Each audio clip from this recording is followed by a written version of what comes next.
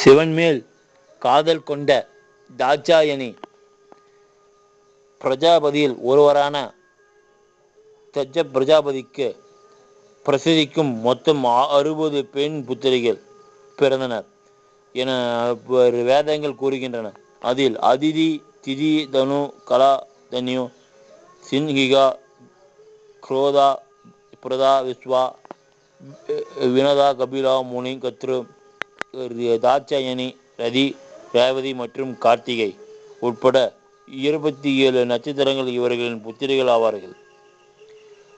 தட்ச பிரஜாபதி தன்னுடைய 60 புத்திரிகளில் 13 புத்திரிகளை காசிப்பு முனிவருக்கு திருமணம் செய்து வைத்தார்.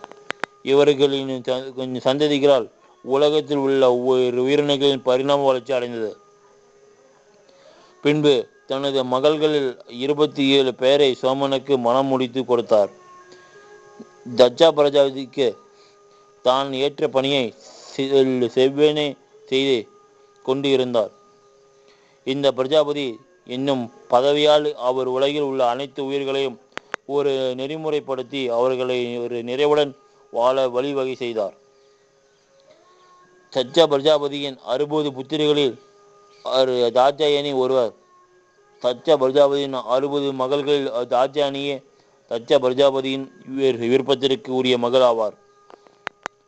தட்ச பிரஜாபதி மற்ற பெண் புத்திரிகள் மீது காட்டிய அன்பை விட தாட்சாயணி மீது மிகுந்த அன்பும் பாசம் கொண்டார். தாட்சாயணி சதி என்றும் அழைக்கப்பட்டார்.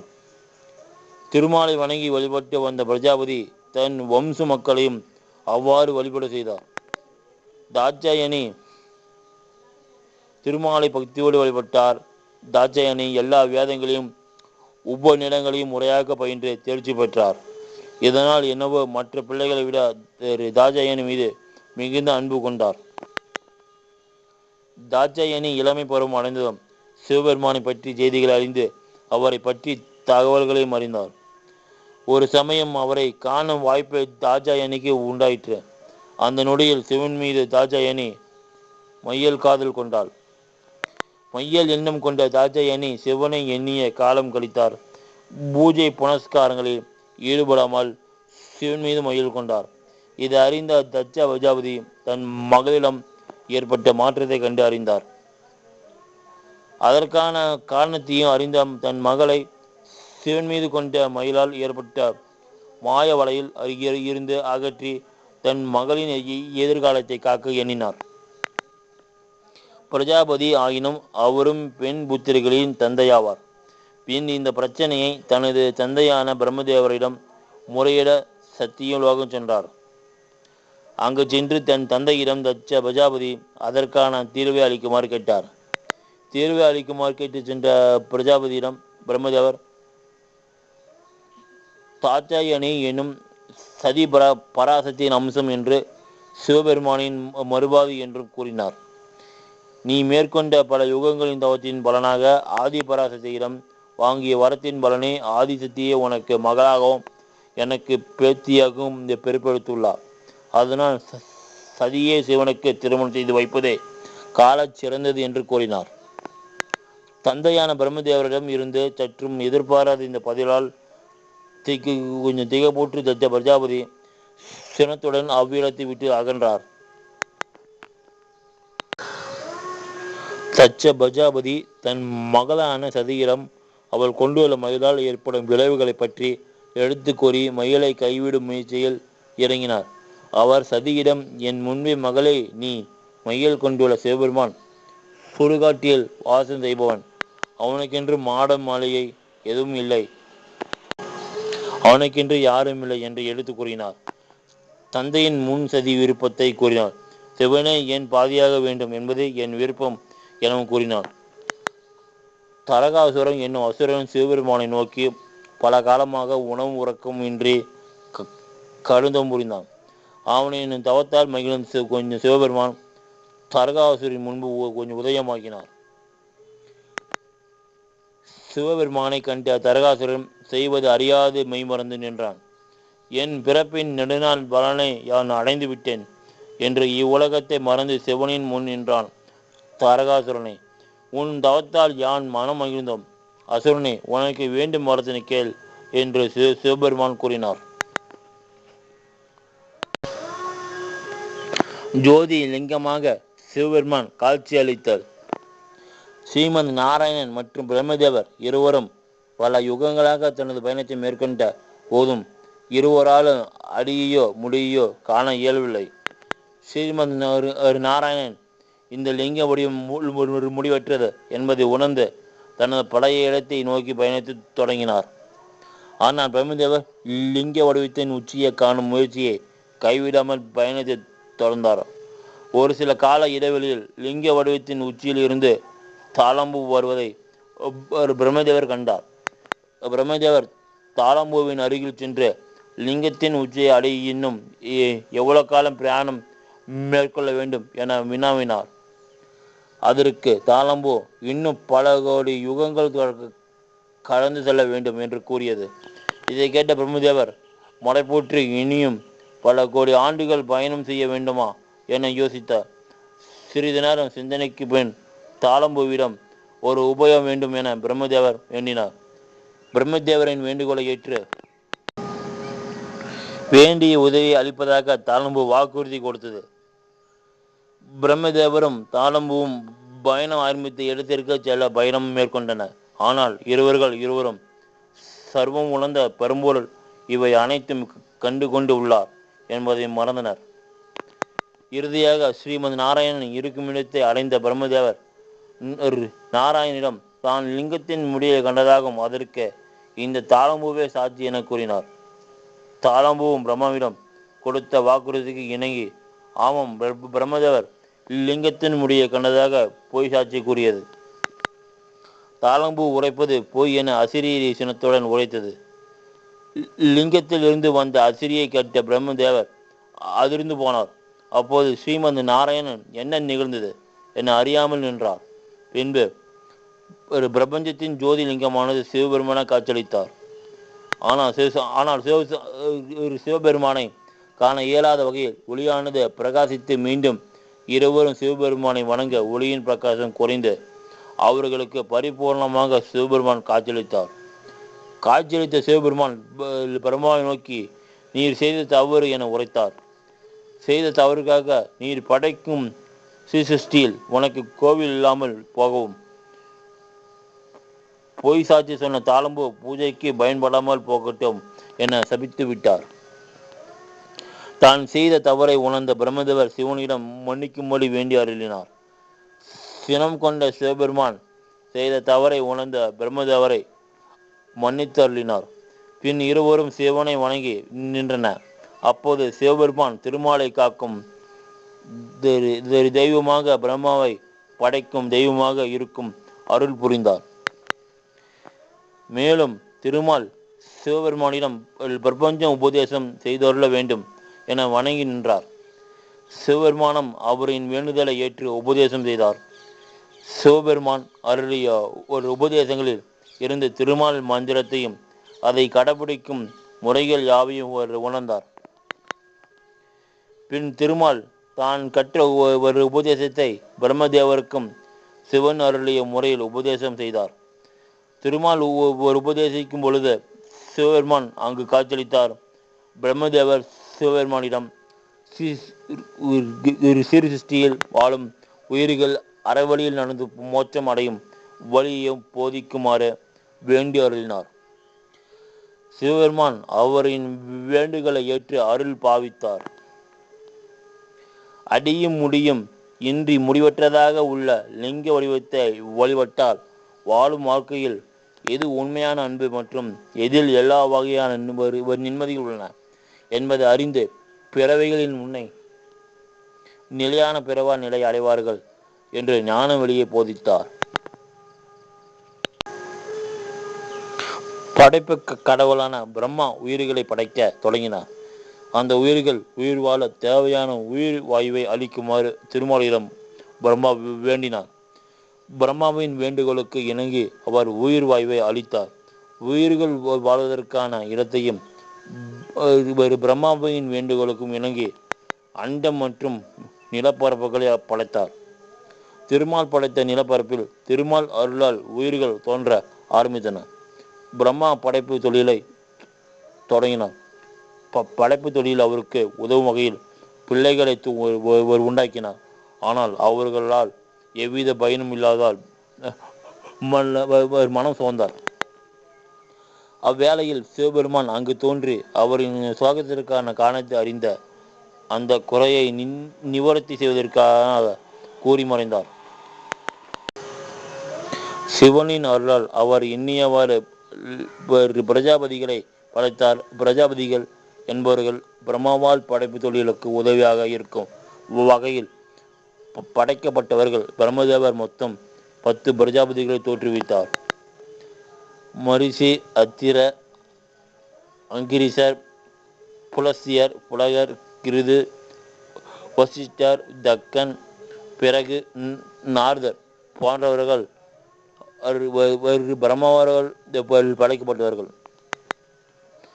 பின்பு சப்த ரிஷிகளை தோற்றுவித்தார். அதன்பின் உயிரினங்கள் மற்றும் மானிடர்கள் தோற்றுவிக்கப்பட்டன. ரிஷிகளின் தோற்றத்திற்கு பின் அவர்களால் தேவர்களும் அசுரர்களும் படைக்கப்பட்டனர். முதலில் தோன்றியது யார்? எல்லைகளுக்கு உட்படாத அபரிவிதமான சக்திகளை தனக்கேற்ற கொண்டு எல்லாம் கொண்டராகும். ஆனால் எதிலும் பற்றும் இல்லாமல் அமைதியாக இருந்து யோக நிலையில் அமர்ந்து பல திருவிழாக்களை புரிந்த சிவபெருமானை பற்றியும் அவரால் இயற்றப்பட்ட பல திருவிளையாடல்களை நாம் இங்கு காண்போம். சிவபுராணம் என்பது சிவபெருமானின் தோற்றம், அவரின் சக்திகள் மற்றும் அவரால் இயற்றப்பட்ட திருவிளையாடல்களின் தொகுப்பாகும். புராணம் என்றால் என்ன? புராணம் என்பது நம் முன்னோர்களால் அக்காலத்தில் வாழும் மானிட பிறவைகளுக்காக அளிக்கப்பட்ட ஒரு வரப்பிரசாதமாகும். ஆனால் புராணம் என்றால் தொன்மை என்று பொருள். பல பெருமைகளை கொண்ட தொன்மையான நம் நாட்டில் வாழ்ந்த முன்னோர்களால் எதிர்காலத்தில் நிலவும் சங்கடங்களை களையவும் அறவழியில் சென்று தீர்வு காணும் விதமாக இயற்றப்பட்ட விதைகளின் சங்கமமாகும். விந்தைகளுடன் கூடிய பல நன்மை பயக்கும் கதைகளையும் ஞான மார்க்கத்தின் அவசியத்தையும் பல யுகங்களாக காலம் தவறாமல் அனைவரிடத்திலும் இனிமையாகவும் எளிதில் புரியும் வண்ணம் இறைவனை கொண்டு படைக்கப்பட்ட அரும்பெரும் ஞானம் பொக்கிஷம் தான் இந்த புராணம். பிரளயம் ஒன்று உண்டாகி உலகில் உள்ள அனைத்து உயிர்களும் இறந்து போய்விட்டன. உலகின் எப்பகுதியை கண்டாலும் நீரால் சூழப்பட்டு இருந்தன. சகல லோகங்களும் நீரினால் மூழ்கி சமுத்திரமாக காட்சியளித்தன. அந்த பிரளயத்தின் காரணமாக சிருஷ்ட கர்த்தாவான பிரம்மதேவர் மயக்கமுற்று ஆழ்ந்த நித்திரையில் இருந்தார். நீர்பரப்பின் மீது ஆதிசேஷன் மேல் ஸ்ரீமன் நாராயணன் கொஞ்சம் சயனித்திருந்தார். திடீரென கண் விழித்து பார்த்த பிரம்மாவுக்கு பிரளயத்தின் விளைவாக அனைத்து லோகங்களும் நீரினால் அழிந்து போயின என்பதை கண்டார். பிரளயத்தின் விளைவாக யாவற்றையும் மறந்த பிரம்மதேவருக்கு தான் சிருஷ்ட கர்த்தா என்று ஒன்று மட்டும் ஒரு நினைவில் இருந்தது. மீண்டும் தன் பணியான சிருஷ்டித்தல் தொழிலை செய்ய தொடங்கினார். தாம் எண்ணிய பணிக்கு உதவும் வகையில் யாரேனும் உள்ளாரா என பார்த்தார். அப்போது ஆனந்த நித்திரையில் இருந்த நாராயணனை கண்டார். தான் எண்ணிய பணியை நிறைவேற்ற தனக்கு உதவியாக இருக்கும் வகையில் இன்னொருவரை கண்ட பிரம்மதேவர் அவர் அருகில் சென்றார். நித்திரையில் இருந்த நாராயணன் எழுப்பி, சர்வ உலகங்களும் அழிந்துள்ள இந்த தருவாயில் நித்திரையில் ஆழ்ந்து இருக்கும் நீர் யார் என வினாவினார். நித்திரையில் ஆழ்ந்த ஸ்ரீமந்த நாராயணன் யாவும் மறந்தராக காட்சியளித்தார். பின்பு சிறிது காலத்திற்கு பின் யாம் யாரென்று தம்முடன் உரையாடுபவர் யாரென்று அறிந்த ஸ்ரீமந்த் நாராயணன், என்ன குழந்தாய் வேண்டும் என வினாவினார். இதை கேட்ட பிரம்மதேவர், யாரை குழந்தை என்று அழைக்கிறாய் என சினமுடன் கேட்டார். நான் யார் என்று நீ அறிவீரோ? நானே இந்த சிருஷ்டின் படைத்தவன். நானே உன்னையும் படைத்தவன் என்று ஒரு கருவத்தோடு பிரம்மதேவர் ஸ்ரீமத் நாராயணனிடம் சினத்துடன் உரையாடினார். ஸ்ரீமத் நாராயணன் இவரின் பதில் உரையை கேட்டு சினம் கொள்ளாமல் கனிவான குரலில் நீரே எம்மிடமிருந்து தோன்றியவன் என்று பதில் உரையை அளித்தார். இதை கேட்ட பிரம்மதேவர் நானே உன்னை படைத்தவன் என்று கர்வத்தோடு உரையாடினார். ஸ்ரீமத் நாராயணன் சிரித்த முகத்தோடு நீரே என் நாபி கமலத்தில் இருந்து தோன்றிய தாமரை மலரில் உதயமானவர் என்று இதுவே உன் பிறப்பின் ரகசியம் என்று கூறினார். இதை சற்று ஏற்றுக்கொள்ளாத பிரம்மதேவர் ஒரு எதிர்வாதம் புரிந்தார். இவருக்கும் இடையில் இருந்த உரையாடல் கடும் வாக்குவாதமாக மாறியது. அவ்வேளையில் அக்னி சொர்பு ஜோதி உருவத்தில் அண்டத்தின் பரம்பொருளான சிவபெருமான் லிங்க வடிவில் தோன்றினார். இதை கண்ட இருவரும் தம்மை விட சக்தி இன்னொருவர் இருக்கக்கூடும் என அறிந்தனர். அவ்விருவரும் தங்கள் வாதத்திற்கான மூல காரணத்தை கூறி நீரே இதற்கு தீர்வு வழங்க வேண்டும் என்று வேண்டினர். இப்போது லிங்க ரூபத்தில் இருந்து ஒரு அசிரீரி உருவாகியது. அதாவது இருவரில் யார் என அடிய அல்லது முடியை முதலில் காண்கிறீர்களோ அவரே முதலில் தோன்றியவர் என்று அந்த அசிரி உரைத்தது. இதுவே சரியென முடிவெடுத்த இருவரும் அன்னப்பறவை அவதாரம் எடுத்து லிங்கத்தின் முடியை காண பிரம்மதேவர் தனது பயணத்தை தொடங்கினார். ஸ்ரீமத் நாராயணன் வெண்பன்றியின் அவதாரம் எடுத்து லிங்கத்தின் அடியை காண தனது பயணத்தை தொடங்கினார். தரகாசுரன் பெற்ற வரம். தரகாசுரன் சிவபெருமானிடம் நான் இந்த பூவுலகில் தோன்றும் உயிர்கள் மற்றும் எவராலும் அழியாமல் இருக்கும் சாகாவரத்தை தந்தால் அடியனின் உள்ளம் குளிரும் என தன் மாய வார்த்தைகளால் அசுரனான தரகாசுரன் கேட்டான். எதற்கும் மயங்காத மாய வித்தைகளுக்கு அப்பாற்பட்ட பக்தியால் மட்டுமே உணரக்கூடிய பரம்பொருளான சிவபெருமான் தரகாசுரனை பிரம்மன் சிருஷ்ட இந்த பூவுலகில் தோன்றிய அனைத்து உயிர்களும் தோன்றினால் என்றாவது ஒரு நாள் மடிய வேண்டும் என்பது விதி. இதுவே பிரம்மன் படைத்த உலகில் இயற்கையின் நீதி. இதற்கு நானும் அடிபணிவேன். இவ்வரத்தினை விட்டு வேறு வரத்தினை கேள் என்ற கருணாமூர்த்தியான சிவபெருமான் கூறினார். தான் எண்ணிய வரம் கிடைக்க பெறாதால் மிகவும் சோர்வற்ற தரகாசுரன் வேறு வார்த்தையினை பற்றி சிந்தித்து சிவபெருமானிடம் வினாவினான். குல வேறுபாடு இன்றி யாவருக்கும் காட்சி அளிக்கும் பரம்பொருளான சிவபெருமானிடம் என்னுடைய அந்திமா முடிவு என்பது தங்களின் புத்திரர்கள் மட்டுமே இருக்க வேண்டும். பெருமானை இதுவே அடியனின் விருப்பம் என்று தரகாசுரன் கூறினான். தரகாசுரனின் இந்த வரத்தினை கருணாமூர்த்தியான சிவபெருமான் அளித்து அடியனின் மனதை குளிர வைத்தார்.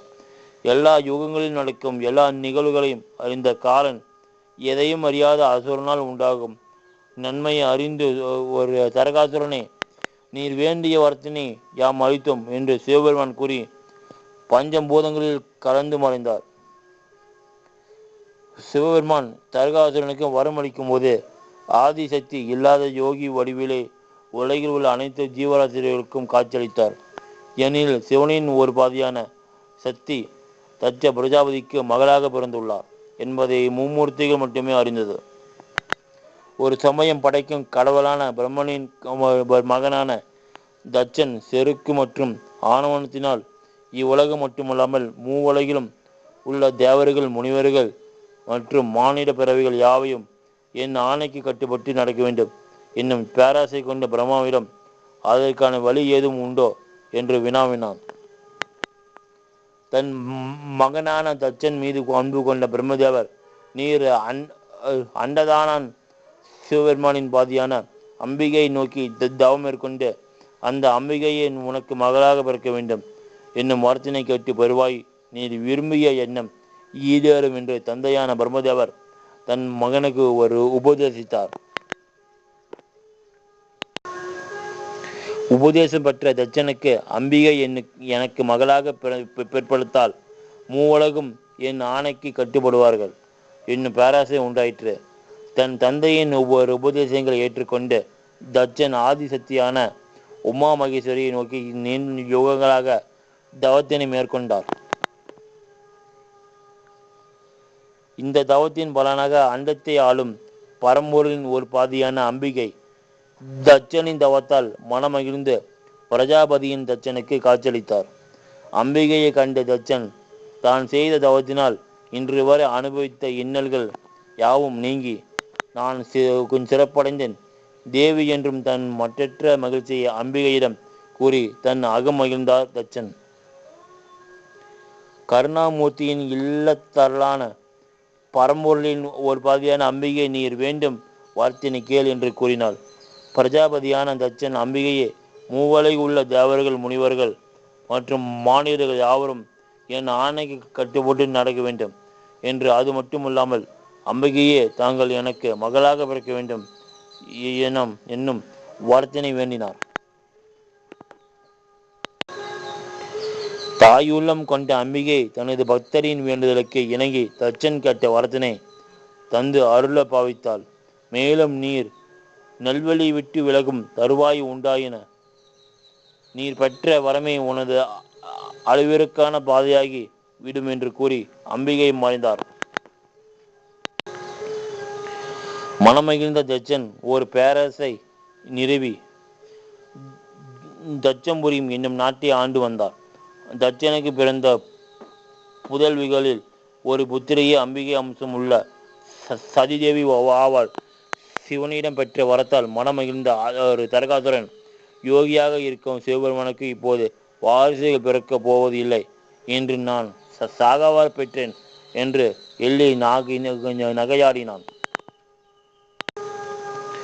பின்னாளில் சிவனின் மீது ஏற்பட்ட வன்மம் காரணமாக தன் மகளான சக்தியை சிவனுக்கு மனம் முடித்து தர மறுத்த தட்சன் தன் தந்தையான பிரம்மதேவரிடம் இதற்கான தீர்வை அளிக்குமாறு வேண்டி நின்றான். பிரம்மதேவர் நீர் செய்த தவத்தால் தான் இன்று அம்பிகை உனக்கு மகளாக பிறப்புள்ளாள் என்றும் தன் மகனுக்கு நிகழ்ந்த பழைய நிகழ்வுகளை நினைவுபடுத்தினான். இருப்பினும் தன் அன்பு மகளான ஒரு சதியை சுடுகாட்டில் வாசம் செய்யும் பித்தனாகிய சிவபெருமானுக்கு மனம் செய்து வைக்க தயங்கினார். பிரஜாபதியான தட்சன் தன் தந்தையின் அறிவுரைகளால் திருப்தி அடையாத தட்ச பிரஜாபதி தன் நாட்டிற்கு திரும்பினார். அங்கு சதி சிவனை மனம் முடிப்பதற்கான விரதங்களை மேற்கொண்டாள். இதனை கண்ட தட்ச பிரஜாபதி சிவனை உனக்கு மனமுடித்து வைக்க எனக்கு விருப்பமில்லை என்று தன் முடிவினை திடமாக கூறினார். தட்சன் இதனால் மிகவும் கவலையுற்ற சதி தேவி என் நிலை ஆயினும் தான் மேற்கொண்ட விரதத்தை கைவிடலாகாது என்று கூறி விரதத்தை கடைபிடித்தாள். இந்நிலையில் சிவனின் வாரிசுகளால் மட்டுமே அழிவு நேரிடும் என வரம் வாங்கிய தரகாசுரன் இவர்களின் மையல் விஷயங்களை அறிந்து தனது அழிவிற்கான காலம் நெருங்கிவிட்டதா என அறிந்து வெகுண்டான். பின் தேவி இருந்தால் மட்டுமே சிவனுக்கு திருமணம் நிகழும், இல்லாவிடில் சிவன் என்றுமே யோகி வடிவம் ஆவன் என்று கூறி சிவனின் ஒரு பாதியான சதியை உள்ள தனது படையில் உள்ள சிறந்த படை வீரர்களை அனுப்ப ஆயுத்தமானான்.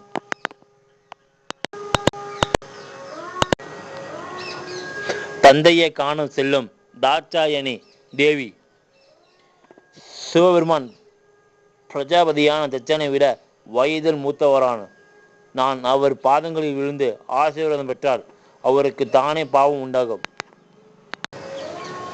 அதை தவிர்க்கவே நான் அவரை ஆசீர்வதித்தேன் என்று தாட்சாயணி தேவியிடம் கூறினார்.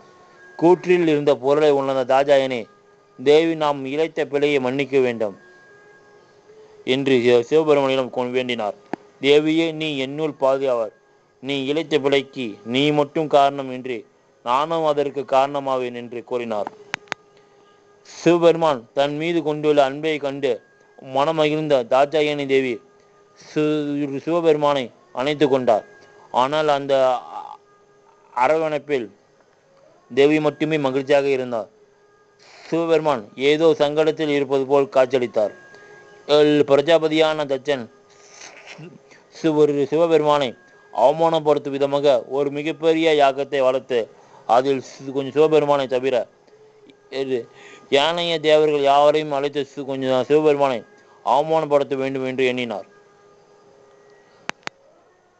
பிரஜாபதியான தச்சன் காசியப்ப ரிஷியை அழைத்து தன்னுடைய முடிவை சொல்லி அதற்கான ஏற்பாடுகளை செய்ய ஆணை பிறப்பித்தார். ஆனால் காசியப்ப ரிஷி கொஞ்சம் சிவபெருமானை தவிர்த்து மற்ற தேவர்களை அழைத்து வேள்வி நடத்தினார். ஏதாவது அனர்த்தம் உண்டாகுமோ என பயந்தார். இதை பிரஜாபதியிடம் தெரிவித்தும் எவ்விதான பயனும் இல்லை. பிரஜாபதி தன்னுடைய முடிவில் தீர்க்கமாக இருந்தார். ரிஷியால் எவ்வித மாற்றத்தையும் செய்ய முடியாமல் பிரஜாபதி சொன்ன ஆணையை ஏற்று செயல்படுத்தினார். பிரஜாபதியான தச்சன் நடத்தும் வேள்வியில் கலந்து கொள்ள வானுலகத்தில் உள்ள அனைத்து தேவர்களுக்கு அழைப்புகள் விடுக்கப்பட்டன. தச்சனின் அழைப்பை ஏற்று தேவர்கள் வேள்வி நடக்கும் இடத்திற்கு திரளாக சென்றன. இதையெல்லாம் அறியாத தாட்சாயணி தேவி ஏன் தேவர்கள் பெரும் திரளாக சென்று கொண்டுள்ளனர் என நந்தியிடம் வினாவினார். அதற்கு நந்தி தேவர் தங்களின் தந்தையான பிரஜாபதியான தச்சன் ஒரு மாபெரும் வேள்வியை நிகழ்த்த உள்ளார். அதன் பொருட்டு கலந்து கொள்ளும் வகையில் தேவர்கள் அங்கு சென்று கொண்டு இருக்கின்றன என்று கூறினார். இது அறிந்த தாட்சாயணி தேவி தன் தந்தை எனக்கு அவரின் மருமகனான கொஞ்சம் சிவபெருமானுக்கு எவ்விதம் அழைப்பு விடுக்காமல் வேள்வி நடத்துவது சிறப்பல்ல என்று கூறி தன் தந்தையிடம் இதை பற்றி கேட்க வேண்டும் என எண்ணி தன் தந்தையை காண வேண்டி தன் பதியான சிவபெருமானிடம் சென்று தன் தந்தையை கண்டு வருவதாக கூறினார். ஆனால் சிவபெருமான், உன் தந்தையான பிரஜாபதியை காண செல்ல வேண்டாம், இதை இவ்வாறு விட்டுவிடுவது என்று என கூறினார். இதற்கான காரணத்தை அறியாமல் இருப்பது என் அன்று என கூறி தேவியை சமாதானப்படுத்த முயன்றார். ஆனால் தேவியோ அதை ஏற்க மறுக்காமல் தன் தந்தையை கண்டு வருகிறேன் என்று கூறி கைலாய் மலையில் இருந்து கிளம்பினார். சிவபெருமான் கூறிய கருத்துக்களை ஏற்று கொண்டாலும் தன் தந்தை தவறான பாதையில் செல்வதை கண்டு அமைதியாக இருப்பது என்பது ஒரு முறை என்று நான் அவர் வளர்க்கும் வேள்வியில் கலந்து கொள்ளவில்லை, மாறாக அவரின் தவறை சுட்டிக்காட்டவே செல்கிறேன் என்று தாட்சாயணி தேவி கூறினார். தேவியே, நீர் எவ்வித உரைத்தாலும் உன் தந்தையான பிரஜாபதி உன்னை ஏற்க மாட்டார் என்றும் தேவையில்லாமல் அங்கு சென்று அவமானப்படாதே என்று சிவபெருமான் கூறினார். அதை ஏற்காமல் தன் தந்தையின் பிழையை சுட்டி காட்ட வேண்டும் என பிடிவாதம் கொண்டார். நிகழ்வையாகவும் இருப்பினும் அதை அவரவர் விதிப்படிதான் நடந்தாக வேண்டும் என்பதை அறிந்து கொஞ்சம் சிவபெருமான் சென்று வா என வெறுப்புடன் கூறினார். கைலாய் மலையில் இருந்து தாட்சாயணி தேவி தன் தந்தையை காண சென்றார். ஆனால் தன்னுடைய மற்ற மகள்களையும் அன்புடன் வரவேற்ற தச்சன் தாட்சாயணி தேவியை மட்டும் கண்டு காணாமல் வேள்வி நடக்கும் இடத்திற்கு சென்றார். தந்தையே என கூறி தந்தையை பின் தொடர்ந்து வேள்வி நடக்கும் இடத்திற்கு தாட்சாயணி தேவி சென்றார். வேள்வியின் ஒரு நுழைவாயில் நுழைந்ததும் பிரஜாபதியான தச்சன் தன் அன்பு மகளான தாட்சாயணி தேவியை மென்மேலும் மனம் வருந்தக்கூடிய பலவிதமான சொற்களால் பலரின் முன்னிலையிலும் அவரை அவமானப்படுத்தும் விதமாக பேசினார். அதுவரை பொறுமை காத்த தாட்சாயணி தேவி பல அவமானங்கள் நடந்தாலும் சிவனை அழைக்காமல் இவ்வாறு வேள்வி நடத்துவது என்பது உசிதமல்ல என்று கூறியும் அவர் அதை ஏற்காமல் மிகுந்த சினத்துடன் பேசி அவ்விடத்தில் இருந்து தச்சன் விலகினார். இனியும் தன் தந்தையிடம் எடுத்து கூறி சிவபெருமானை அழைக்க சொல்லாமல் எண்ணிய எண்ணம் ஈடேறுவது என்பது கடினம் என்று உணர்ந்து தாட்சாயணி தேவி தன் பதியிடம் சொல்ல முற்பட்டார். சுயம்வரத்தில் தாட்சாயணி காதல் வெல்லுமா? பிரஜாபதியான தச்சன் கூறிய கூற்றுகளை கேட்ட தாட்சாயணி என்ன செய்வது என்று அறியாமல் நின்றார். தான் ஏற்கனவே தன்னுடைய பதியை தேர்வு செய்து விட்டதை தன் தந்தையிடம் கூறவும் முடியாமல், தந்தையின் ஆணையை மீற முடியாமல் ஒரு நிகழ்த்தும் என்று சிவனிடம் பெற்ற வரத்தினை எண்ணி மனதை அமைதியாக்கி தந்தையின் முன்பு தாட்சாயணி தேவி தன்னுடைய புன்முறுவலை பூத்தார். இந்நிலையில் அசுரர்களின் குருவான சுக்கிராச்சாரியார் தரகாசுரனிடம், நீர் எவ்வையில் முயற்சி செய்தாலும் சதியை உன்னால் தாக்க இயலாது என்றும் தன் சீடனை அவர் அமைதியுடன் கொஞ்சம் செயலாற்றும்படியும் கூறினார். ஆனால் தரகாசுரன் குருவின் ஆணையை மீறி சதியின் சுய வரத்தில் தேவர்கள் போல் வேடம் தரித்து சரியான சந்தர்ப்பம் கிடைக்கும் போது சதியை தாக்குவிடுமாறு தன் வீரர்களை அவர் அனுப்பினார். இம்முறை எவ்விதம் பிழையும் இன்றி சொன்னதை நிறைவேற்றி வருமாறு தன் வீரர்களை எச்சரித்தான் தரகாசுரன். அசுரர்களின் குருவான சுக்கிராச்சாரியருக்கு தாரகன் கூற்றில் இருந்து ஒன்று புலப்பலாயிற்று. அசுர குருவான சுக்கிராச்சாரியார் ஒரு தேவர்களிடம் போரில் ஈடுபடும் பல அசுரர்கள் மாண்டு விடுகின்றன. வேந்தர்களின் அர்த்தமற்ற வீம்பு மற்றும் பிடிவாதத்தால் அசுர இனத்தில் பல வீரர்களை இழந்துள்ளதை எண்ணி வருந்தி கொண்டு இருந்தார். இவ்விதம் நடக்கும் இறப்புகளை தவிர்க்க சிவபெருமானிடம் இருந்து இறந்தவர்களை உயிர்ப்பிக்கும் சஞ்சீவினி மந்திரத்தை அறிந்து கொள்ள வேண்டும் என எண்ணினார்.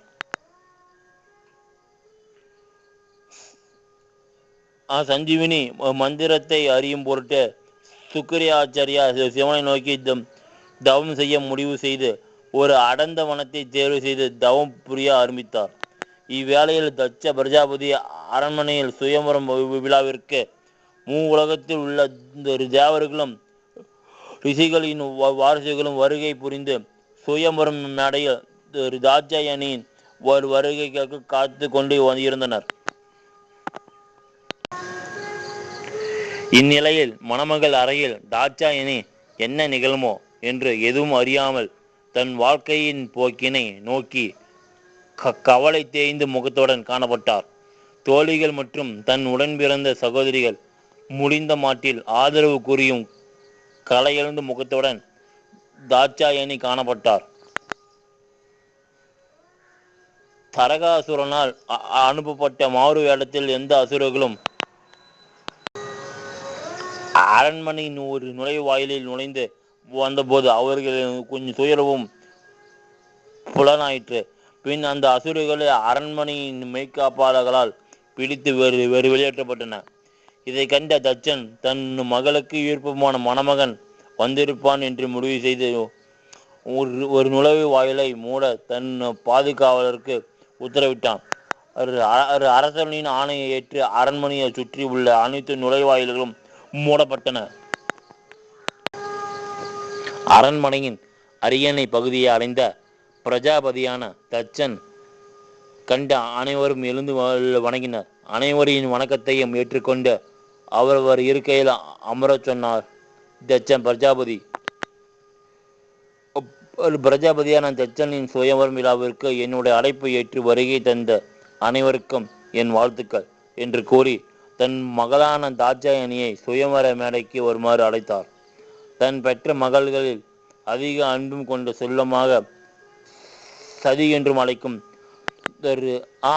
தாட்சாயணியை திருமண காலத்தில் காண மிகுந்த ஆவல் கொண்டனர். தன் தோழிகளுடன் கையில் மாலையுடன் திருமண காலத்தில் தன் தந்தையின் ஆணை ஏற்று தன் மனதில் கொண்ட மயிலை மறைத்து சபையில் கூடிய அனைவரின் முன்னிலையில் மகிழ்வில்லாத முருவுடன் தாட்சாயணி தேவி வந்தார். தந்தையான தட்சாபதி தன் மகளின் திருமண கோலத்தை கண்டு மிகுந்த மகிழ்ச்சியுடன் காணப்பட்டார். பின் சபையின் முன்னிலையில் தன் மகளான தாட்சாயணியின் தேவியை அறிமுகம் செய்தார். சபையில் கூடியுள்ள அனைத்து இளவரசர்களின் திறமைகளையும் அவர்கள் ஆளும் பகுதிகளின் வளங்களையும் பற்றியும் தன் மகளான தாட்சாயணியிடம் கூறினார். தந்தையின் கூற்றை கேட்டு கொண்டு இருந்த தாட்சாயணிக்கு தன் கணவனை தேர்ந்தெடுக்கும் நேரம் இதுதான் என்னவோ என் மனம் குழம்பிய நிலையில் முகம் வாட்டத்துடன் காணப்பட்டார். அங்கு வந்த அனைவரின் விவரங்களையும் கூறிய முடித்தவுடன் தன் மகளான தாட்சாயணியிடம், மகளே, உனக்கு பிடித்த கணவனை இங்கு வந்துள்ள இளவரசர்களை தேர்வு செய்து கொள்வாயாக என கூறினான் தட்ச பிரஜாபதி. தந்தையின் வார்த்தைக்கு மதிப்பு கொடுத்து சபையின் மையத்தில் இருந்து மேடையில் ஏறி அங்கு வந்த இளவரசிகளை பார்த்து கொண்டு இருந்தார். கண்கள் பார்வையிட்டதே தவிர தன் மனதில் சிவன் பற்றிய எண்ணங்களும் புத்தியில் சிவனை பற்றிய சிந்தனைகளும் அலைப்பாய்ந்தன.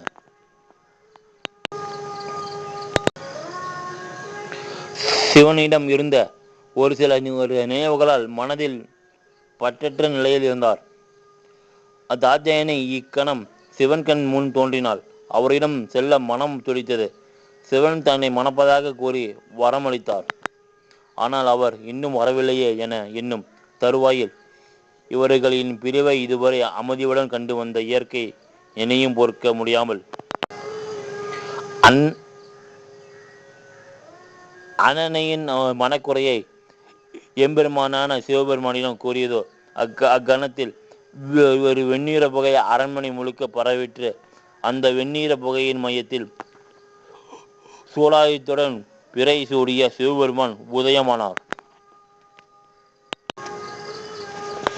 சிவபெருமான் தாட்சாயணி தேவியின் திருமணம். சிவபெருமானின் உதயத்தை கண்ட தாட்சாயணி தேவி அந்த கணத்தில் இருந்து மிகுந்த மகிழ்ச்சியுடன் மெய்யான மணமகளாக உண்மையான புன்முறுவலுடன் காட்சியளித்தார். சிவனின் உதயத்தை சற்றும் எதிர்பார்க்காத அங்கு கூடியிருந்த அனைவரும் திகைப்போடு இருந்தனர். ஏனில் யோகியான சிவபெருமான் சுயமரம் நிகழும் இடத்தில் கண்டதும் அனைவருக்கும் வியப்பே. ஆனால் பிரஜாபதியான தச்சன் அழைப்பு இல்லாத வீட்டிற்கு ஒரு விழாவிற்கும் வருகை தருவது என்பது அநாகரிகமான செயல் என்று அழைப்பு இல்லாதவர் எவ்வழியில் வந்தாரோ அவ்வழியில் செல்வதே நல்லது என்று ஏளனத்துடன் கூறினார்.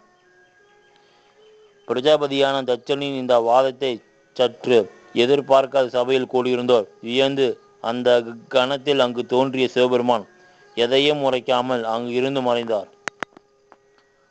பிரஜாபதியான தச்சன் சிவன் மறந்ததை எண்ணி மகிழ்ந்த நேரத்தில் மணப்பெண் காணவில்லை என தோழிகள் அலறின. தன் மகளை கவர்ந்து என் இழவு ஏற்படுத்தவே சிவபெருமான் இங்கு உதயமாகி உள்ளான் என்பதை அறிந்த தச்சன் பித்தனாகிய சிவபெருமான் இருக்க சாபம் அளிக்கும் தருவாயில் அங்கு தேவர்கள் உதயமாகி தச்சனின் கோபத்தை கட்டுப்படுத்த முயன்றனர். மூலக தேவர்களை கட்டுப்படுத்தும் வன்மை கொண்ட தச்ச பிரஜாபதி அவர்களின் அறிவுரைகளை ஏற்க மறுத்தார். பின் தன் தந்தையான பிரம்மதேவர் அங்கு உதயமானார். ஆனால் தன் தந்தையை மதிக்காமல் சிவனை அவமானப்படுத்தும் விதமாக தச்ச பிரஜாபதி பேசி வந்தார். தாட்சாயனின் தேவியை கவர்ந்த சிவபெருமான் தான் வாழும் இடமான கையால் மலைக்கு அழைத்து சென்றார்.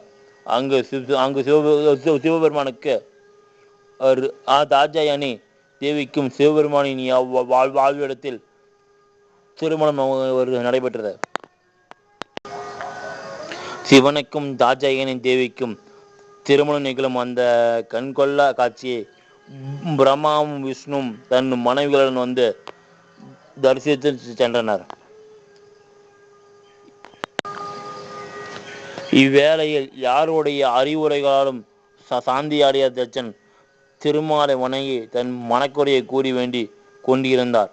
அங்கு திருமால் உதயமாகி தச்ச பிரஜாபதிக்கு காட்சி அளித்தார். திருமாலை கண்ட தச்சன் எழுந்து பணிந்து நின்றார். பின் திருமால் உன் மனக்கவலையை யான் அறிவேன் என்று கூறினார்.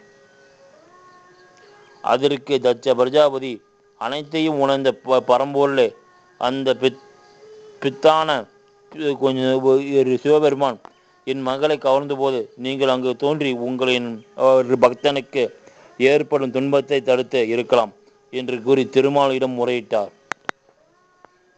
காக்கும் கடவுளான திருமால் தாட்சாயனின் பிறப்பை பற்றி நீர் அறிவீர் என அறிவோம் என்று தச்ச பிரஜாபதியிடம் கூறினார். உண்மையை அறிந்த நீர் அதை நடக்கா வண்ணம் இருக்க எவ்வளவு முயன்றாலும் அது முடியாது. பரம்பொருளான என்னாலும் உண்மைக்கு மாறாக எதுவும் செய்ய இயலாது.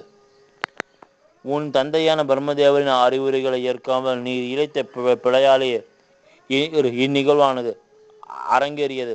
ஆணவமின்றி உன் மகளான தாட்சாயனின் தேவியே சிவபெருமானுக்கு மனம் கொடுத்து இருந்தால் இந்நிகழ்வானது அரங்கேறாமல் இருந்திருக்கும் என கூறினார். தான் அன்புடனும் பக்தியுடனும் வணங்கும் திருமாலிடமிருந்து இந்த உதிர்ந்த வார்த்தைகளால் எதையும் அவமதித்து பேச இயலாமல் அமைதியாக நின்றார் பிரஜாபதியான தட்சன். இந்த தாட்சாயணி தேவியை தாக்க சென்ற அசுர வீரர்கள் தோல்வியுடன் வந்ததை கண்ட தர்காசுரன் சினம் கொண்டு அவர்கள் அழித்தான். தன்னுடைய அழிவு காலம் நெருங்கிவிட்டது என்று அஞ்சி நின்றான். இதற்கு தீர்வு கூற தம் குருவான சுக்கிராச்சாரியரை காண விரைந்தான் ஒரு தர்காசுரன். சிவபெருமானையும் இந்த தாட்சாயணியும் தேவியும் திருமண கோலத்தில் கண்டவர்கள் தம் பிறவி பலனை அடைந்ததாக எண்ணினார்கள். மூவலுக்கு இவர்கள் கைலாய் மலையில் திருமண காலத்தில் இருக்கும் சிவபெருமானை காண விரைந்தனர். திருமால் அருளிய அறிவுரைகளால் தான் செய்த பிழையை அறிந்தாலும் ஆணவத்தால் அதை உணர மறுத்தான். பிரஜாபதியான தட்சன் தவம் மேற்கொண்டு இருந்த தன ஒரு குருவான சுக்கிர ஆச்சாரியை கண்டு பணிந்து நின்றான் தர்காசுரன். தர்காசுரின் மனக்குழப்பத்தை அறிந்த சுக்கிர ஆச்சாரியார், நீர் கொண்ட மனக்கவலை அறிவேன் என்று நம் இளம் செழிப்புற வேண்டி இந்த தவ நிலையை மேற்கொண்டு உள்ளேன் என்றும் தன் தவம் நிறைவேறும் வரை அமைதியுடன் இருக்குமாறு கூறி பின் மீண்டும் தன் தவத்தை மேற்கொண்டார். தனது குருவான சுக்கிர ஆச்சாரியிடம் ஏதேனும் உபாயம் கிடைக்கும் என எதிர்பார்த்த தர்காசுரனுக்கு ஏமாற்றம் மட்டுமே மிஞ்சியது. இனியும் ஏதாவது செய்யவில்லை எனில் தன் அழிவு நிச்சயம் நேரிடும் என தர்காசுரன் அஞ்சினான். நாட்கள் கடந்து ஓடின. தன் அன்பு மகளான தாட்சாயணி தேவியின் பிறவை தட்சன் ஒரு உணர்ந்தார். செல்ல மகள் ஓடி விளையாடிய இடங்கள் மற்றும் தன்னுடன் உரையாடிய கல்வி கற்ற இடங்கள் யாவும் தாட்சாயணி பற்றிய நினைவுகளை தட்சனுக்கு அதிகப்படுத்தின.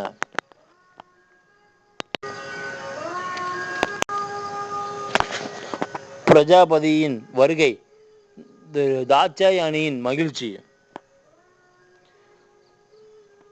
தாட்சாயணியின் தேவி தன் தந்தையின் சம்மதம் இல்லாமல் தன்னுடைய திருமணம் நிகழ்ந்ததால் தன் மீது தந்தை மிகுந்த கோபத்தில் இருப்பார் என்று தன்னை காண வரமாட்டார் என்று எண்ணினார். தான் விரும்பிய வாழ்க்கை அமைந்தாலும் தன் பெற்றோர்களின் ஆசீர்வாதம் இன்றி தன் திருமணம் நிகழ்ந்ததை எண்ணி மனம் வருந்தினார். தன் மனைவியான தாட்சாயணியின் மன வருத்தத்தை அறிந்த சிவபெருமான் தேவியின் மனம் மீண்டும் வருத்தப்படாதவாறு நடந்து கொண்டார். அமைதியாக இருந்த கைலாய் மலையில் பாடல்கள் பாடிய வண்ணம் இருந்தனர். எம்பெருமானின் இச்செய்கையால் தான் மனதில் அடைந்த கவலையை முழுவதும் மறக்க முடியாத பட்சத்திலும் தான் விருப்பப்பட்டு மனம் முடித்த கணவர் முன்னிலையில் மகிழ்வாக இருப்பதாக புன்முறுவலுடன் காட்சியளித்தார் தாட்சாயணி தேவி. புன்முறுவலுடன் காட்சியளித்த தேவியை கண்ட எம்பெருமான சிவபெருமான், தேவியை இனி நாம் சம்பந்தப்பட்ட முடிவுகள் எதுவாயினும் சரியோ தவறோ அதை நீரே முடிவு செய்வாயாக என கூறினார். சிவனின் அன்பு மிகுதியால் கூறிய இவ்வார்த்தைகளை கேட்ட அதிர்ச்சியுற்ற தாட்சாயணி தேவி, இது உசிதம் அல்ல என்றும் என்னால் சரியான முடிவுகள் எடுக்க முடியாத பட்சத்தில் பிழைகள் ஏதோ உருவாக்கக்கூடும் என அஞ்சினார்.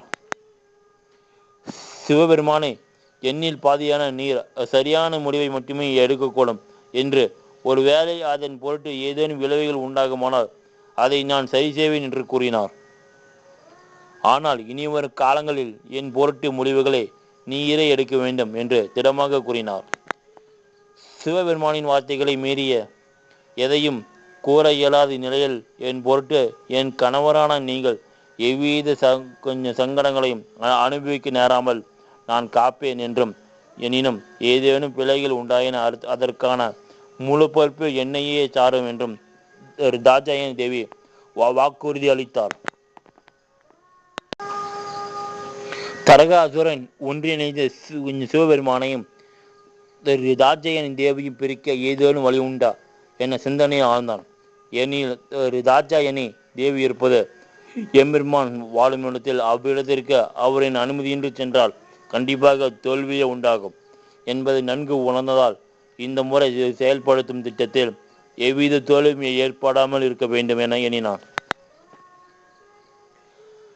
தாட்சாயணியின் பிரிவை தாங்க முடியாமல் கைலாயத்தில் உள்ள தன் மகளை பிரஜாபதியான தட்சன் காண சென்றார். தன் மகள் மீது கொண்ட அன்பால் செருக்கினை மறந்தார். ஆனால் பரம்பொருளான சிவபெருமான், என் மருமகன் என் ஆணவம் உண்டாயிற்று, இனி இனி எம்பெருமான் என் பேச்சை கேட்பார் என எண்ணினார். தன் தந்தை கைலாய் மலைக்கு வரப்போகிறார் என்பதை அறிந்த தாட்சாயணி தேவி அடைந்த மகிழ்ச்சிக்கு அளவே இல்லை. தன் தந்தையின் வருகையை அறிந்து அவரின் விருப்பம் போல் கைலாய் மலையில் தன் கணவனான எம்பெருமானின் ஆதரவால் சில மாற்றங்களை செய்தார். தந்தையின் வருகையால் மிகவும் மகிழ்ச்சி அடைந்த தாட்சாயணி தேவி தந்தையின் காலில் விழுந்து பணிந்து ஆசீர்வாதம் பெற்றார். ஆனால் எம்பெருமானான சிவபெருமான் அவர் அமர்ந்த இருக்கையில் இருந்து எழாமல் இருக்கும் இடத்தில் இருந்து அவரின் வருகையை வரவேற்றார். இதனை கண்ட பிரஜாபதியான தட்சன் மிகுந்த சினம் கொண்டார். ஆனால் அதை வெளிக்காட்டாமல் அவரின் மனதிலே வைத்திருந்தார். நீண்ட நாட்கள் கழித்து தன் மகளை கண்டதால் அவர் செய்த தவறினை மறந்து ஏற்றுக்கொண்டார். பின் தன் மருமகனான எம்பெருமானிடம் தனக்கு ஒரு உபாயம் செய்ய வேண்டிய பிரஜாபதியான் தட்சன் சிவனிடம் நின்றார். என்ன வேண்டும் என்று சொல்லுங்கள் என எம்பெருமான் வினாவினார். அதற்கு பிரஜாபதியான தட்சன், என் மகளின் பிரிவை என்னால் தாங்கிக் கொள்ள இயல்வில்லை. எனவே என் மகளும் என் மருகமானான நீங்களும் என் இல்லத்திலே தங்க வேண்டும் என வேண்டினார். இதை கேட்டதும் அவருடன் வந்தவர்கள் அதிர்ச்சி அடைந்தனர். உலகருக்கு பரம்பொருளான சிவனை தன் இல்ல மருமகனாக அழைத்தது நன்னென்று என அங்கு தட்சவுடன் வந்த அனைவரும் எண்ணினார்கள். தன் தந்தை தன் மருமகனிடம் இவ்விதம் கேட்டதை பார்த்த தாட்சாயணி தேவி அதிர்ந்தார். மேலும் தன் கணவர் இவருக்கு எவ்வித பதில் உரைப்பார் என்று அதில் பதிலால் தாம் சினம் கொள்ளாமல் அமைதி காக்க வேண்டும் எனவும் தாட்சாயணி தேவி எண்ணினாள். பிரஜாபதியான தட்சன் கேட்டதில் எவ்விதமான சினமின்றி அமைதியுடன், பிரஜாபதியே, தாங்கள் வேண்டி கேள்விக்கான பதிலை என் மனைவியான தாட்சாயணி தேவி கூறுவார் என்று சிவபெருமான் கூறினார். இனி தன் மனைவி எடுக்கும் அனைத்து முடிவுகளுக்கும் நான் மனப்பூர்வமாக சம்மதிப்பேன் என்று கூறினார். அசுரர்களின் சூழ்ச்சி. சிவனின் இந்த பதிலை சற்று எதிர்பாராத தாட்சாயணி தேவி மீண்டும் அதிர்ச்சியில் உறைந்தார்.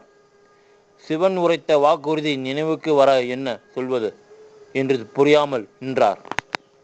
ஏனெனில் ஒரு புறம் தன்னை ஈன்றெடுத்த தந்தை, மறுமுனையில் தன்னை கரம் பிடித்த கணவன்.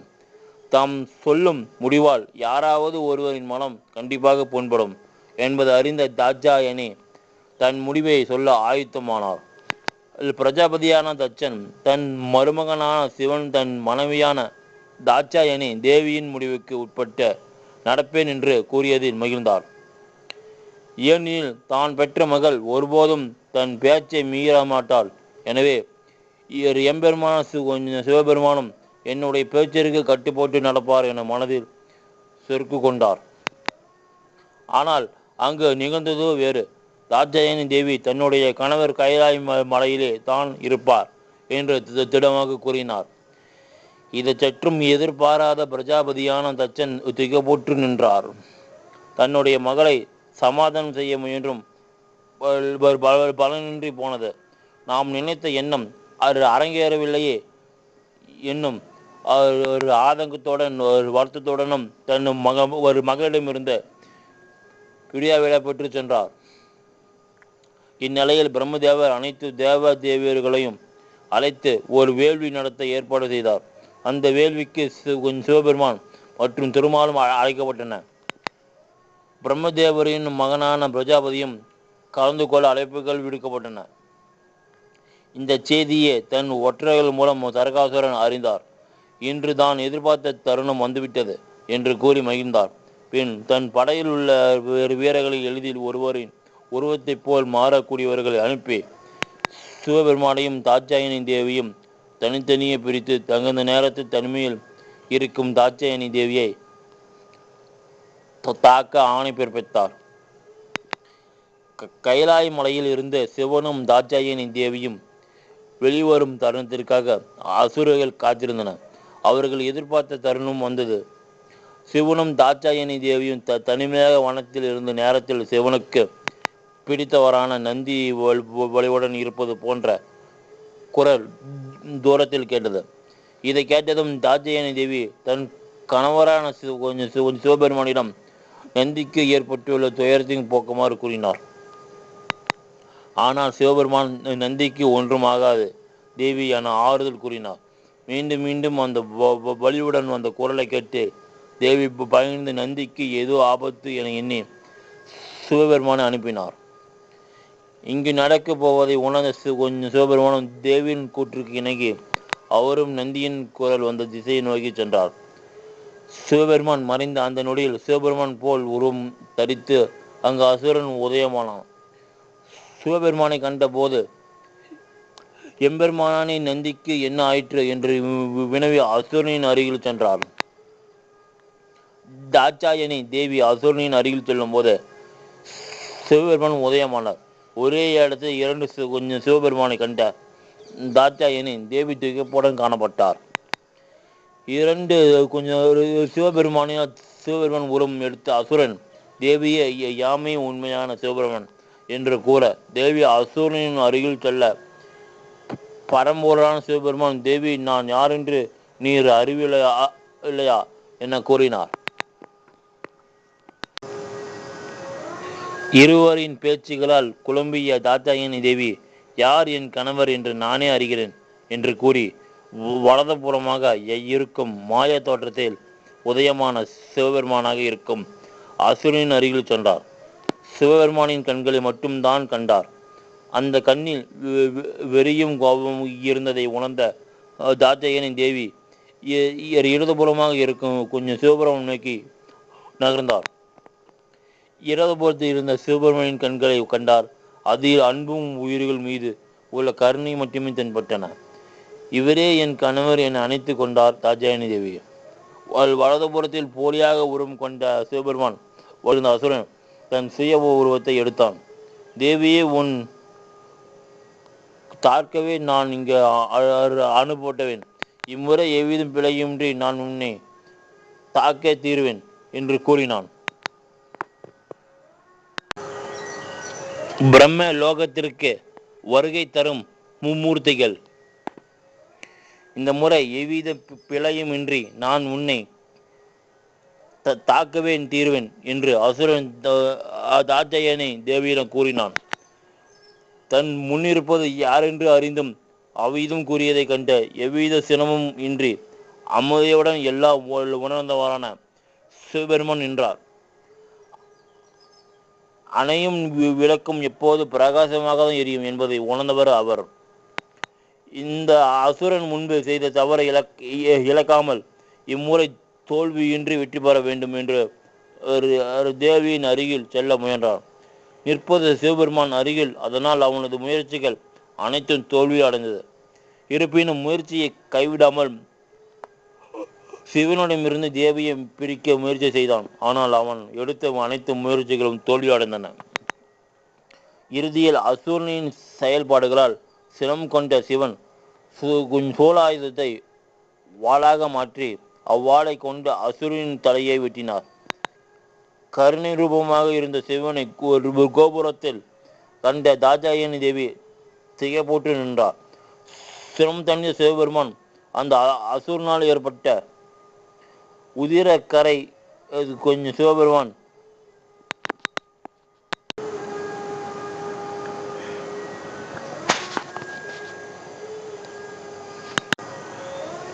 நீக்கி மீண்டும் தன்னுடைய பழைய உருவமான கருணை ஒருவருக்கு மாறினார். அரக்கனால் ஏற்பட்ட இடர்பாடுகளை களைந்து இருவரும் வனத்தில் உலாவிக் கொண்டிருந்தனர். இருவருக்கும் இடையே உள்ள உறவானது திடமாக ஆரம்பித்தது. இருவரும் தங்களுக்குள் மனமிட்டு பேசி இருவருக்கும் இடையே உள்ள அன்பை மென்மேலும் அதிகப்படுத்தினர். இவ்வேளையில் பிரம்மதேவ தேவர்களின் நலன்களை கருத்தில் கொண்டு ஒரு மாபெரும் வேள்வி நடத்த ஏற்பாடு செய்தார். அந்த வேள்வியில் பரம்பொருளான சிவனும் தாட்சாயணி தேவியும் அரியும் லட்சுமியும் கலந்து கொள்ள அழைப்புகள் விடுக்கப்பட்டன. தேவலோகத்தில் உள்ள அனைத்து தேவர்களும் கலந்து கொள்ளும் வகையிலும் ரிஷிகளும் உடன் இருந்து வேறு வேள்விகளை நடத்தும் பொறுப்பில் இருந்தனர். கருணை கடவுளான சிவபெருமான் தனது மனைவியான தாட்சாயணி தேவியுடன் அந்த வேள்வி நடக்கும் இடத்திற்கு சென்றனர். இப்போது காக்கும் கடவுளான விஷ்ணுவும் தம் மனைவியான லட்சுமி தேவியுடன் கலந்து கொண்டார். மும்மூர்த்திகளான சிவன், விஷ்ணு மற்றும் பிரம்மா மூவரும் தங்கள் இல்லத்தாள்களான தாட்சாயணி, லட்சுமி மற்றும் சரஸ்வதி தேவி ஆகியோருடன் அங்கு கூடியிருந்த அனைத்து தேவர்களுக்கும் ரிஷிகளுக்கும் காட்சியளித்தன. மும்மூர்த்திகளையும் அவர்களின் மனைவிகளுடன் காண தங்களின் இரு கண்கள் போதாது என்றும் தேவராகிய நாங்கள் தோன்றியதற்கான முழு பலன்களையும் கண்டதாக அங்கு கூடியிருந்தவர்கள் எண்ணினார்கள். ஆனால் இந்த பிரபஞ்சமே கண்கூட காண வேண்டிய இந்த அற்புதமான காட்சியை ஒரு அற்புதமான வினைக்காக யாவருக்கும் கிடைக்காமல் போகக்கூடிய சூழ்நிலை உண்டாகும் என்பது அங்கு கூடியிருந்த யாவரும் அறிந்தது. இவர்களை தொடர்ந்து பிரஜாபதியான தட்சனும் அவரது மனைவியுமான பிரசுதியுடன் வருகை தந்தனர். இவர்களின் வருகை அறிந்த அனைத்து தேவர்களும் எழுந்து நின்ற இவர்களுக்கு உரிய மரியாதையை செலுத்தினார்கள். தாட்சாயணி தேவி தன் அம்மாவை கண்டதும் அவருடன் உரையாட சிவனை தனித்து தன் அம்மாவை காண சென்றார்கள். பின் பிரஜாபதியான தட்சன் தான் எந்நேரமும் வணங்கும் திருமாலை பணிவுடன் வணங்கினார். ஆனால் தம் மருமகனான எம்பெருமான் தன்னுடைய வருகையை அறிந்தும் எழாமல் இருப்பதை கண்ட தட்சன் சினம் கொண்டதோடு அவருடன் பேச முயற்சி செய்கையில் அவருக்கு ஆசீர்வாதம் அளிக்கும் நிலையில் சிவபெருமான் நின்றதோடு அவருக்கு ஆசையும் அருளினார். இதை கண்டு முக்காலம் உணர்ந்த நாரதர் பிரஜாபதியான தட்சனை உங்களை உங்கள் மருமகன் ஆசீர்வதிப்பதா என்று கூறியதும் மட்டுமல்லாமல் உங்கள் பெருமைகளை சிவபெருமான் அறிவில்லையோ என்று கூறினார். இந்நிலையில் தான் அனுப்பிய வீரன் மடிந்த செய்தியை அறிந்த தர்காசுரன் இனி என்ன செய்வது என்று குழம்பி நின்றான். மேலும் இவர்களின் அன்பு மிகுதியால் தன்னை தாக்கக்கூடிய சக்தியுடைய பிள்ளை பிறந்து விடுவோனோ என்று எண்ணத்தை தொடங்கினான். பிரம்மலோகத்தில் இதுவரை பொறுமை காத்த தட்சன் நாரதரின் பேச்சுகளால் பொறுமை இழந்து சிவபெருமானை நோக்கி, பித்தனே, யாரை ஆசீர்வாதம் செய்வது? என்னை பற்றி உமக்கு தெரியாதோ என்று கோபத்தோடு அங்கு உரைக்க ஆரம்பித்தார். நான் என்ன பாலகன் என்று நினைத்தாயோ? பித்தனே, நான் யார் தெரியுமா என்று நீ அறிவீரோ? நான் தான் இந்த சிருஷ்டியில் உதித்த அனைத்து பிரஜைகளின் அதிபதி பிரஜாபதி என்று கூறினார். என்னை நீர் ஆசீர்வாதம் செய்வதா என்று இந்த உலகில் ஆசைகள் கூற சில நெறிமுறைகளை வகுத்து வந்தான் என்று எழுப்பமாவுடன் கூறினார் தட்சன். இவரின் வாதத்தை சத்தத்தால் தன் தாயிடம் உரையாடி கொண்டு இந்த தாட்சாயணி தேவி என்னவென்று புரியாமல் தன் பதியான சிவபெருமானின் அருகில் வந்தார். மேலும் அங்கு கூடி இருந்தவர்களுக்கு தட்சனின் பேச்சுகளால் இங்கு என்ன அனர்த்தம் உண்டாகுமோ என ஐயம் கொண்டனர். பிரஜாபதிக்கும் சிவபெருமானுக்கும் ஏற்பட்ட மன வருத்தம். தட்சனின் பேச்சுகளால் இங்கு என்ன அனர்த்தம் உண்டாகுமோ என ஐயம் கொண்ட தாட்சாயணி தேவி தன் தந்தையிடம் நிகழ்ந்தவை எதுவாக இருப்பினும் சினத்தை தவிர்த்து என் பதியானவர் செய்த பிழையை மிகைப்படுத்தாமல் அவரை மன்னிக்க வேண்டுகிறேன் என்று கூறி நின்றார். தாட்சாயணியின் இந்த பேச்சுக்களால் யார் இழைத்த பிழையை யார் மிகைப்படுத்துவது? ஒரு உறவுகளுடன் வாழ்ந்தால் மட்டுமே தெரியக்கூடவை யாவற்றையும் அறியாமல் சுடுகாட்டில் வாசம் செய்து அங்கு உள்ள சாம்பலை பூசி புத்தனாக தெரியும் உன் கணவன் செய்த தவறை நீர் மறைக்கலாது என்று கூறி, இனி வரும் நாட்களில் உன்னை காண எனக்கு விருப்பமில்லை என்று கூறி அவ்விடத்தை விட்டு தன் மனைவியான பிரசித்தியுடன் புறப்பட்டார் பிரஜாபதியான தட்சன். தன் தந்தை புறப்பட்டு சென்றதை அடுத்த தாட்சாயணி தேவி தன் பதியான கணவரை நோக்கி, தாம் செய்தது சரியா தந்தை? மகன் ஆசீர்வாதம் செய்வது என்பது உசிதமான செயலா என்று கூறி தன் இருப்பிடமான கைலாயத்திற்கு சென்றார் தேவி. நாரதர் செய்த செயலால் பிரஜாபதியான தட்சன் சினம் கொண்டு பேசியதும் தாட்சாயணிக்கும் சிவனுக்கும் இடையே கருத்து வேறுபாடு தோன்றியது. இதையெல்லாம் கவனித்த நாரதர், இனி நாம் இங்கு இருந்தால் இவர் விபரீதம் நமக்குத்தான் என்று எண்ணி நாராயணா நாராயணா என்று சொல்லி அவ்விடத்தை